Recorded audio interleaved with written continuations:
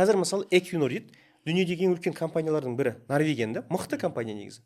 Сода вице-президент ретінде біздің өзіміздің қазақ қызы вице-президент болып жұмыс істейді, ұңғыманы басқаруда. Оны біз неге білмейміз? Оны неге білмейміз? Біз сол LinkedIn сондай жерлерде қараймыз да, байқаймыз, сосын барып білеміз. Сосын жәндегі өзім таяу шығыстан қараймыз. Өзіміздің жәндегі араб мемлекеттерін қараймыз.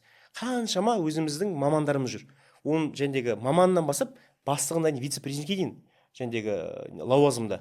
Америкада жұмыс істейді, Exxonда жұмыс істейді, Chevron, бүкіл дүние жүзінде қазақтар бастық бола алады да, басқара алады. Неге Қазақстан өзіне басқара албайды? Сол ең көп сұрақ мен өзім сұрағым келеді. Себебі мен іштен шыққан үшін соны айтамын. Соны ойлаймын, бұл жаңағы екінші этаптың болмағаны.